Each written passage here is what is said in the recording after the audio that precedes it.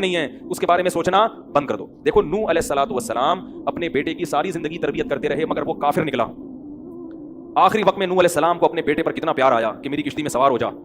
بیٹا کہتا ہے سآوی الی جبل یعصمنی من الماء، میں پہاڑ پہ چڑھ جاؤں گا جو مجھے پانی سے بچا لے گا. پیغمبر کو اپنی اولاد سے بہت محبت ہوتی ہے، بہت زیادہ، جیسے یعقوب علیہ السلام کو تھی نا اپنے بیٹے سے.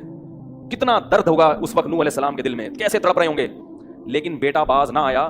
وحال بینہم الموج فکان من المغرقین، ایک موج آئی اور اس کو غرق کر دیا. نوح علیہ السلام نے اللہ سے دعا مانگی ان ابنی من اہلی، اے اللہ میرا بیٹا میرے اہل و عیال میں سے ہے، تو نے تو وعدہ کیا تھا تو میرے اہل و عیال کا خیال کرے گا. اللہ نے کیا فرمایا انہ لیس من اہلک، یہ تیرے اہل میں سے نہیں ہے، اس کا عمل ٹھیک نہیں ہے.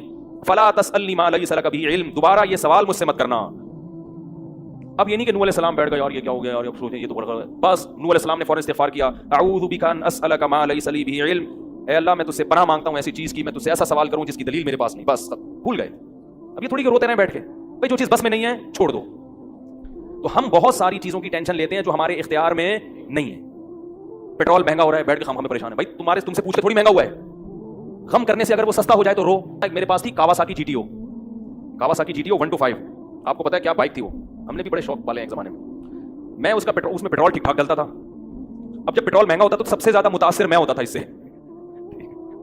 50 والوں کو کچھ نہیں ہوتا تھا.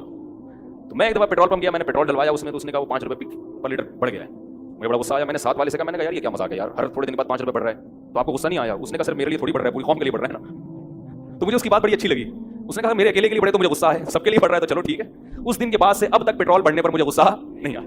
میں یہ کہتا ہوں یار مجھے ٹینشن لینے سے کیا ملے گا. 100 روپے لیٹر بڑھ جائے، زیادہ زیادہ یہ ہوگا، بہت زیادہ بڑھے گا تو گاڑی بیچ دو. بھائی نہیں ہمارے کنٹرول سے باہر ہو گئی ہے، گاڑی بیچ دو، دوبارہ آ جاؤ ٹیکسی پہ آ جاؤ، پھر بھی ہے تو پھر رکشے پہ آ جاؤ، پھر چنچی پہ آ جاؤ، پھر پیدل ہو جاؤ. جو چیز اختیار میں نہیں ہے اس کی ٹینشن لینا حماقت ہے. بات آ رہی ہے سمجھ میں؟ اسی طرح یاد رکھو اولاد کی تربیت کا معاملہ ہے. ہمارے ہاں جو لوگ نئے نئے دیندار بنتے ہیں یا پرانے بھی، وہ چاہتے ہیں میرا گھر 100% خلفائے راشدین جیسا بن جائے، جبکہ بیگم پہ کنٹرول نہیں ہوتا، وہ الگ سمت میں جا رہی ہوتی ہے. اب آپ نے ڈنڈا چلانا شروع کر دیا، بچے باغی ہونا شروع. وہ بجائے دین پہ آنے کے ابا کو مکھنچو سمجھنا شروع کر دیتے ہیں اور بغاوت پھیلتی ہے. تو بھائی آپ اعتدال سے تربیت کی کوشش کرو. ہو گئی ٹھیک ہے، نہیں ہوئی ہم سے نہیں سوال ہوگا، ہم جو کر سکتے تھے ہم نے کر لیا.